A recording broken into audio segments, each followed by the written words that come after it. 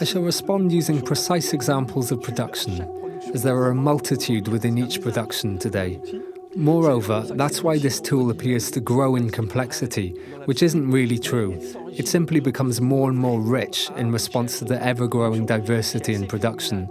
That's to say that producing for cinema is one thing, and producing for a radio fiction another, a rock and roll mix another again, and a classical mix another, etc., etc.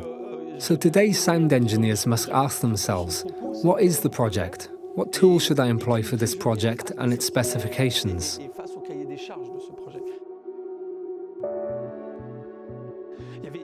There were two aspects to this project, the first being the technical aspect and the second the aesthetic aspect, in the musical or sound sense. So how could we evoke and then use space and, as I like to think of it, use the form to service the essence? Romain is a musician who has a very specific way to conduct his live set using Molécule, so it was necessary to take inspiration from his approach in order to see how I was going to evoke the sensation of space, so that it not only corresponded to his expectations of the space, but also responded to his musicality. Then came the technical aspect. We had to diffuse in a venue with an immersive system supplied by our partners at Acoustic. That allowed us to work on this aspect. Then we had to work on an immersive broadcast, live, through a binaural sound.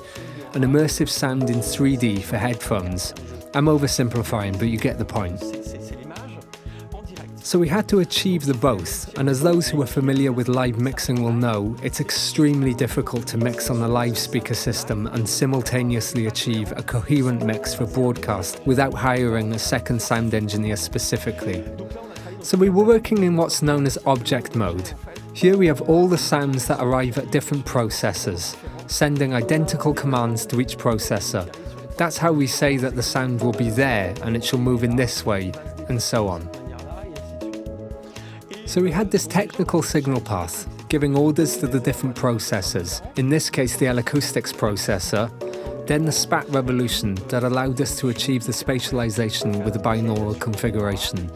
That went out live on the FIP Electro web radio station. And it was there that I found the SPAT totally complementary.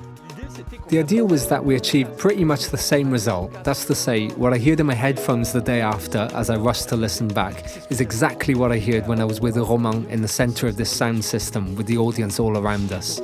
So there you have it. These were the challenges that we faced, but we're really happy as it went really well, and it's convinced us that the object mode was the right solution by adapting our specific calculations and then applying them to the final rendering. Therefore, the first use was the sound system that was set up for the people in the club. The second was for a larger audience, as in people who listen to electro on their smartphones, their tablets, or their computers and whatnot, and in headphones. Here, object mode gives the best response. We give the orders, we send the same sounds, and then the calculations are made in function with the result that we wish to obtain.